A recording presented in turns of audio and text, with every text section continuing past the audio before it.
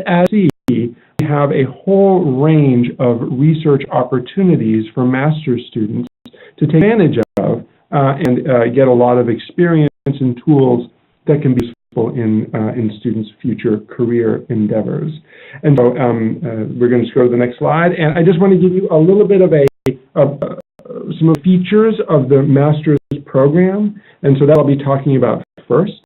And then what I'll do is I'll introduce you to some of the academic research pursuits that are going on in the department and give you a sense of how we see our research mission in terms of how it's in the broader field of chemistry and allied fields. I'll also be talking about how we view interfacial science and collaboration as critical to not only education of our students, but the impact that we make in our discipline and beyond. And finally, Tufts is a very civic-minded institution. Students that attend Tufts are often very interested not only in their academic pursuits and furthering their career objectives, but in giving back to the community. And there are lots of examples of how to do that.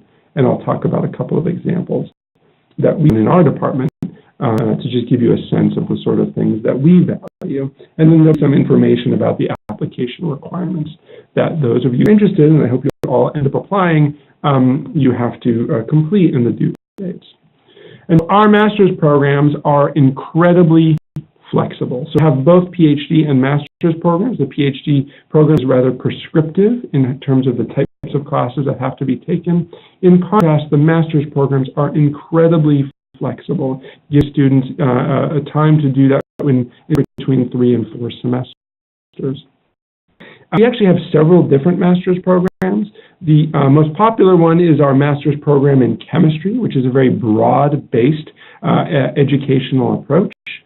10 total courses have to be completed by students in order to complete the master's program. 6 or more of those courses must be standard classroom courses in chemistry. We have other courses, such as our professional skills course and our seminar course, which also count towards the overall degree, but count towards those 6 standard classroom courses in chemistry. And of course, those classes are spread amongst all the traditional disciplines in chemistry: analytical chemistry, inorganic chemistry, chemical biology and biochemistry, organic chemistry, and physical chemistry. And so those courses are, there's many courses that are offered every year to give people a real tailored experience in achieving their objectives. And you'll notice here that we do encourage our master's students to participate in research, original independent research in the laboratory of a faculty member or PI. And it is not a requirement for the master's program, again, highlighting flexibility. But it is something that we certainly encourage students to do because we feel like that's one of the best ways for students to learn new skills and develop their knowledge. And so up to 2 courses can be used for academic credit towards the master's degree in research. That is, you can do 2 of those 10 courses in research. That does not count towards the 6 general classroom courses in chemistry, but those do count towards the overall degree. The degree program is that is popular is the chemistry biotechnology degree. So this is in ways similar to the chemistry degree, but what it does is it has a little bit more prescriptive in terms of the courses that one would have to take, and particularly aimed at students who are interested in pursuing a career with their master's degree in the biotechnology field. It requires, again, 10 total courses, 2 courses in the chemistry department, 1 in biochemistry, and 1 in molecular biology. And other courses, just in the chemistry or the chemistry biotech program, can be any course that makes sense towards the chemistry degree or chemistry biotechnology degree. And we encourage students to take courses in, say, the physics department, in the School of Engineering, in the biology department, and so on and so forth. So the breadth that's available at Tufts as a whole is available to you not only in the chemistry department or in the School of Arts and Sciences, but some training in other schools and other departments as well. So that's basically concludes the summary of the program description. Now, we, the department, to sort of along a couple of different axes. One of those axes are the sort of traditional subdisciplines of chemistry, and that is analytical, organic, organic and physical. And in many ways, that's how we sort of organize the research groups, and that's how we organize the courses that are available. But research in chemistry and in science generally doesn't happen strictly in those individual boxes. In fact, some of the most impactful research happens when you have interfacial research projects. That is, the crossing over or blending between traditional disciplines. Research in the department, we didn't give it only as analytical or organic or PCAM. We think as sort of emerging areas in science that have big societal value and are blended between two or more sort of traditional disciplines. What we're going to do is we're going to go to the next slide and I'll give you a sense for some of those interfacial areas that we work in. And most popular is at the interface of chemistry and biology.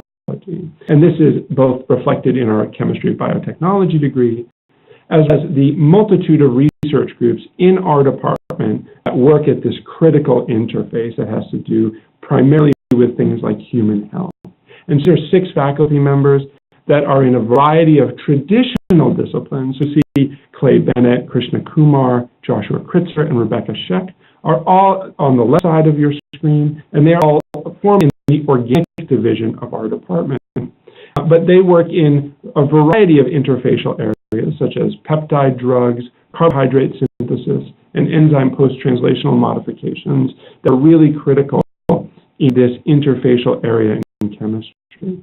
In addition to the organic division, we also have people that work from other traditional disciplines, such as Professor Yushan Lin, who's a theoretical physical chemist who brings a sort of computational side to this area, as well as Charles Mace, who's in our analytical division, who does things like low-cost diagnostics for point-of-care health problems. And so, again, to sort of just give you an example of this interfacial area, that interface between chemistry and biology, that many groups at Tufts contribute to in sort of cutting-edge research projects. 3 other areas I'll give you a sense in. The next one is the one that I belong to, which is the chemistry of materials. People from all the traditional subdisciplines contributing to this area.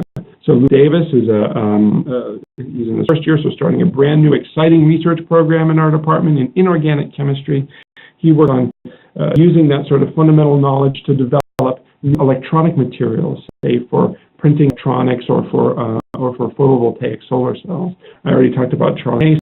Professor Schultz, Mary Jane Schultz, is a physical chemist, but works on semiconducting materials, primarily titanium dioxide, for new innovative solutions in solar energy capture. And I already told you a lot about my group, where we do polymer synthesis, polymer chemistry, functional polymer materials for applications in energy and in human health.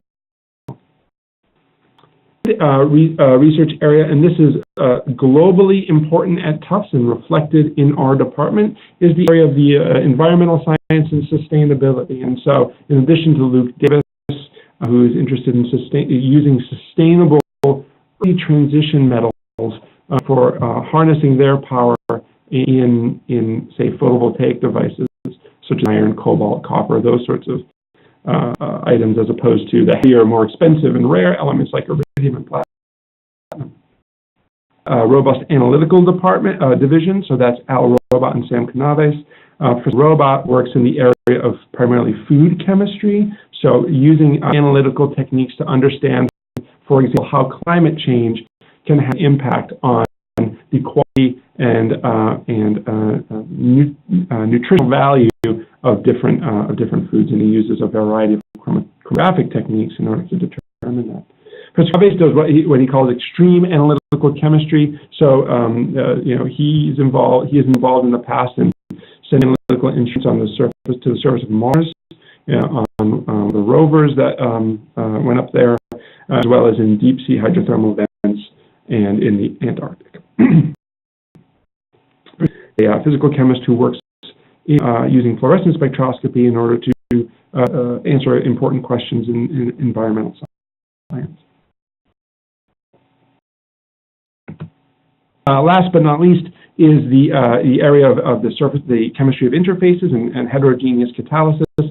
Sykes is these are all physical chemists primarily, So Charlie Sykes works primarily in the area of metal surfaces, and actually one of the inventors of single atom alloy catalysis, which has been featured in a number of high-profile journals recently. Professor Stutz does molecular beams, and so is interested in the ways that gas molecules such as methane interact with metal surfaces, which are really critical in some of the most fundamental heterogeneous catalysis reactions. And I already did talk about Professor Schultz, but beyond using titanium dioxide for solar energy capture material, Professor Schultz also works in the fundamental area of some frequency generation, which is a sort of a very high-powered technique for analyzing the structure of surfaces and the chemistry of surfaces, which can be a really big challenge. So I hope that gives you sort of a sense of types of interfacial science that are both societally very important as well as grounded in the fundamentals of chemistry. But we don't only just stay in the chemistry department. In fact, many of the groups, including my own, collaborate actively with scientists both at Tufts in the chemistry department, at Tufts from out chemistry departments, such as in the biology department, the School of Engineering, and the School of Medicine. And we also collaborate with people, of course, all over the country and all over the world. So what I did, just to sort of drive that point home, and we'll go to the next slide to take a look, is only in the last 2 years, actually less than 2 years, papers that have been published in 2017 and 2018, I sort of collected all the papers that I could find that have 2 or more professors of his research groups contributing to their work. And so you can see that based on just the sheer number of papers from the Tufts Chemistry Department that are collaborative, we take that seriously. That is, we in the chemistry department and at Tufts generally do not stay isolated in our sort of research bubble. We reach out, we collaborate, and that not only is great for students, for broadening their own perspective and increasing their skills, but also it increases the impact of our science by being able to bring in other people with different expertise that can make the largest possible impact in a variety of different areas that I already explained. So only our sort of the academic, the courses that you take are going to be important when you come to Tufts. The research opportunities and training opportunities that are present are going to be really important. But as I mentioned at the beginning, Tufts is a very civics-minded institution. We care about our community locally, nationally, and internationally. And we in the chemistry department take that mission very seriously. And we have a number of outreach programs which students have the opportunity, it's certainly not required, but it's something that students often find very rewarding and actually a great opportunity to, say, make contacts or to get a new type of experience. And one of the ways that we do that is in supporting the next generations of scientists, that is, students that are in elementary school locally, students that are in school locally, and some of the programs that we've been able to sort of interest with students with. One is with school visits. So students going, sort of master's or PhD students going to local schools. We actually have a relationship with a number of local schools in Somerville and Medford, which are 2 local towns right around the Tufts area. Students go and do demonstrations and explain concepts. So you can see Seth in the school visits picture, sort of very enthusiastically explaining something to a student. So that's a big part of what we do. We also, a lot of people come through the department, so groups of students will come through. So you'll see on the bottom left, there's Fanny, who received her degree and now works at Clorox, sort of explaining the concept of X-ray crystallography to visiting AP chemistry students when they came a couple of years ago. One of our most innovative opportunities for reaching out to the community and giving back is what we call the Reverse Science Fair. And this is, I imagine that most people who are listening, or at least some of the people who are listening, have indeed participated in something called a science fair, maybe when you were in junior high or senior high, or maybe at some other time. What we do in the Reverse Science Fair is in the fall semester, Tufts students who are actively involved in research volunteer to go and basically give a science fair presentation to high school students. And the high school students go and ask questions about how to construct an experiment, about the scientific method, about hypothesis testing, about statistics, about collecting data. those sorts of questions, and just basically to learn. So it's a great opportunity for students in our program to reach out. And then, based on the lessons and answers that they get from the reverse science fair, the same students and our program go back in the spring and act as judges for the science fair that then the high school students put on, that traditional looking science fair. It's a way to build some relationships, and it's a way to, model, the excellent practice of science for these new budding scientists that are coming up through school and learning about the scientific method and all of the things that go along with that. So that's a really great opportunity that many students participate in, and it's a rewarding opportunity from all people involved. There are numerous other opportunities as well, but these are some of the most popular that Tufts graduate students participate in. Okay, so before to the application requirements page, I actually do have a question for you, yes. Thomas, if you don't mind. Tufts prides itself in personal mentorship. Can you speak to the type of experience that a Tufts student might have with a mentor in the chemistry program? Yeah, absolutely. So this is one of the most important features of the Tufts chemistry department and Tufts as a whole. So Tufts has 14 research groups, and our graduate program is anywhere between 60 and 70 students at any one time. And what that means is that students get a lot of one-on-one contact with faculty mentors when it comes to their courses, when it comes to their advising, when it comes to their research, when it comes to writing, when it comes to performing experiments, when it comes to looking for a job. So every student has an academic advisor in the department. I serve as academic advisor to many graduate students who first enter the program, and when students join research groups, they both have me as an academic advisor as well as their research advisor as well. And so Tufts has this, our department has this really great sort of balance. We get to sort of have our cake and eat it too. We get to do cutting edge science, publish journals, and collaborations that are all over the world, and our students in the most cutting edge techniques. And at the same time, we also overloaded with the student to faculty ratio that we wouldn't be able to offer sort of that personalized one-on-one mentoring. And so students who come to Tufts get a lot of personalized one-on-one mentoring from multiple faculty members, and not only faculty members. One thing I want to say about the culture of the department is that the size of the department allows all the students to know each other. So not only is relationships between faculty and students become really important, but also relationships between senior students and new junior students becomes very important sort of aspect of training and support that new students will often find is very helpful. Great, thanks. I want to remind our attendees that if you have any questions, you can type them in at any time in the chat box or the Q&A box to the right of your screen. I do have a question for you. How do you measure success in the program? Do you have goals that you set for your students?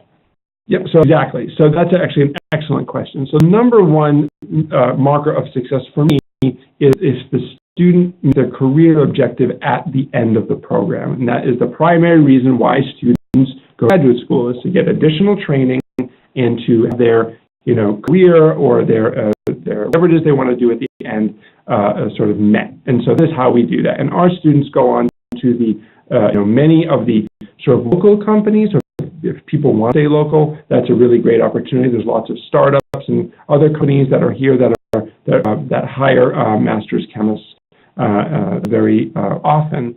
And then, of course, there's the whole sort of national and international scene in terms of employment. But that is the number one way that we assess the success of our students, and we focus very hard on meeting students' sort of career objectives, whatever it is that can be. And that's an important part of the flexibility of the program too, that is, students can tailor their educational experience academically to fit whatever it is that they want to achieve. Another way that we assess the student success is, if they're participating in research, is if they're able to be a co-author on publications. That is something that almost all of our students end up being able to do, is that they make the important, vital contributions to cutting-edge work that ends up being published in the chemical or scientific literature in peer-reviewed journals, and oftentimes in very top journals. And so that's going to be great for students' resumes to show that they are productive researchers, and that's something that many of our faculty members really encourage, and encourage as a program for students to get actively involved in original research with a research group so that they can have that experience of making a vital contribution and getting published. Great, thank you. Application requirements is relatively straightforward. So there's an application fee, there's a personal statement that's required, and my advice for students writing a personal statement is to try to get a couple of things across. One thing to get across is, why is it that you want to be say, a chemist? What is it about chemistry that excites you? What is it that drew you to chemistry? Because we students, I think, are most successful in any kind of graduate program when they bring passion to the work, and we want to get a sense for what drives students' passion for being scientists. A resume or curriculum vitae is important. The official GRE scores, so the general GRE, and then transcripts and 3 letters of recommendation. If applicable, and you can find out if you are required to submit the TOEFL on the Tufts or departmental website, those scores are also required as well. And very fortunately, we actually have 2 application deadlines. We have master's students both for the spring semester, and deadline's coming up soon, so October 15th. And if you're interested in that, please get in touch with me right away if possible. And in the fall, which is our most popular season, but that would be on January 15th. We just had a question come in. Is it mandatory to submit the score of a subject GRE for the Tufts Chemistry Department graduate program? In general, no. So particularly for domestic students, the subject GRE is not required. For national students, it is formally required, but if you have a question about that, if you missed the deadline and you're an international student, don't think you can't apply. Please get in touch with me, and I will be able to sort of see if we can get the application examined without the subject GRE. I recognize that taking the subject GRE is A, expensive, and B, only offered maybe like once a year or something like that.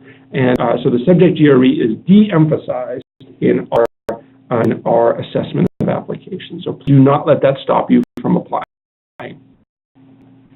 For Thomas, what would you say makes an applicant stand out when you're reviewing their application? Right. Yeah. So a couple of things. So I already mentioned in the personal statement, and we read those personal statements very carefully. And if we can get a sense that the student is passionate and dedicated to being a scientist, being a chemist, and brings that sort of perspective to graduate education, that is something that can make an application stand out massively beyond sort of traditional, rubrics, traditional sort of parameters like GPA and GRE scores, things like that. The other thing that comes out is the letters of recommendation.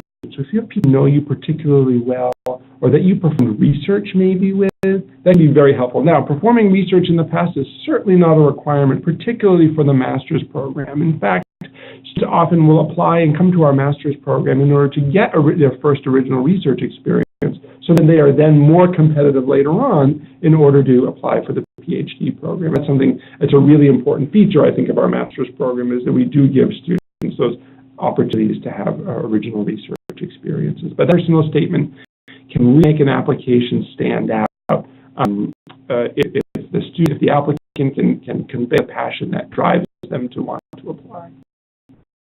Right. That a lot of your applicants are coming from the working field already, or a lot of them coming straight out of college? Oh, yeah, that's a great question. So we get both kinds of applicants. So we have applications from people who are currently in undergraduate chemistry programs, or in non-chemistry programs, say in a biology program or an engineering program, where they have a lot of chemistry background, but maybe didn't complete a degree. Our master's degree in chemistry or master's degree in chemistry biotechnology can be a really great way to sort of fill the gap, particularly if you're interested in going on to further graduate education in chemistry. But then again, we also get a number of applications from people who are currently working and want to sort of take some time and improve their knowledge base and improve, frankly, their earning potential. And so taking the time to get a master's degree at Tufts is something that can be very helpful for people in order to do that.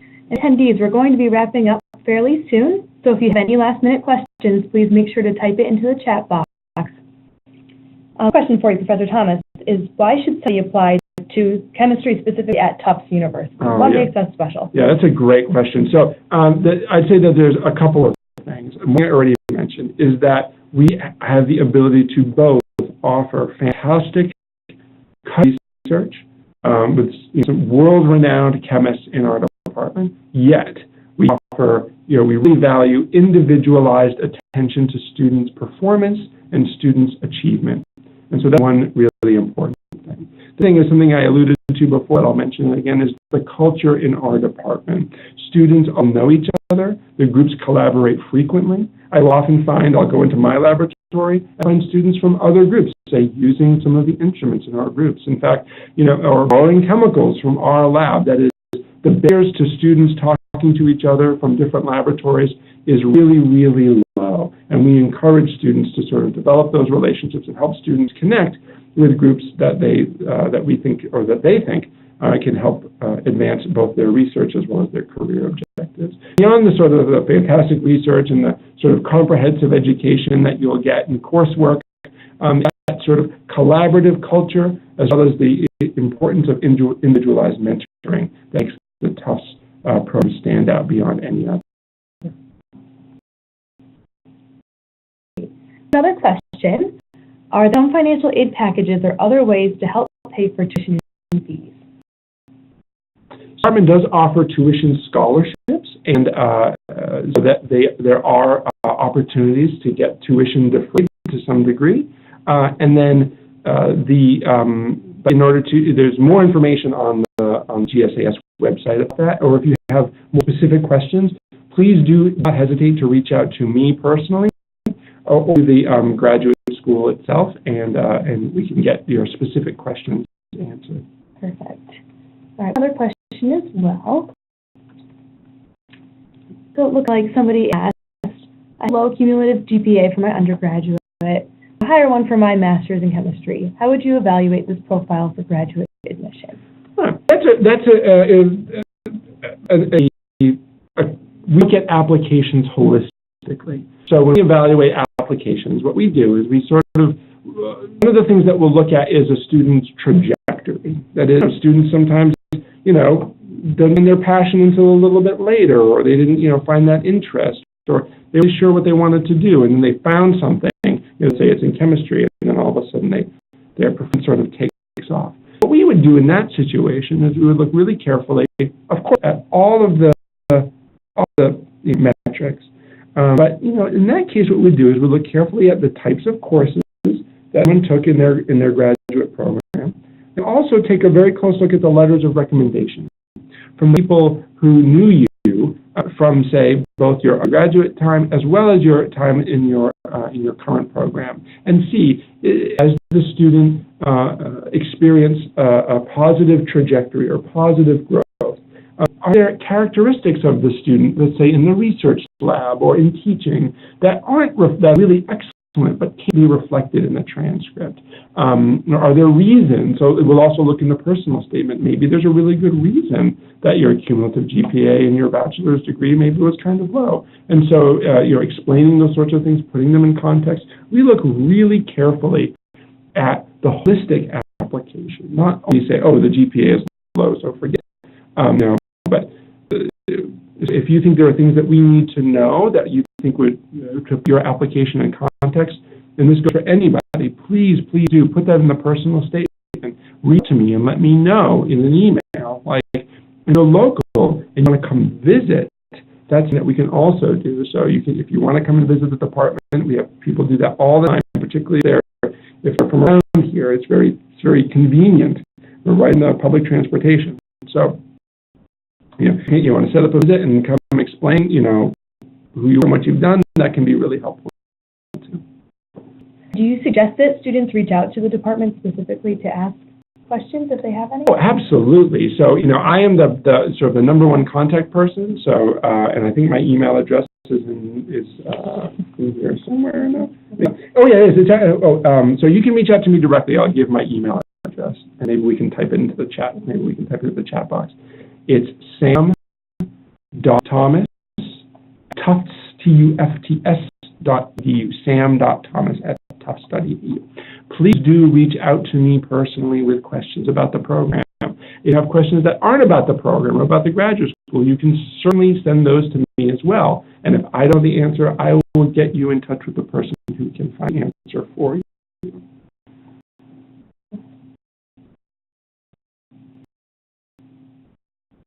If anybody has any last-minute questions, please type them into the box now.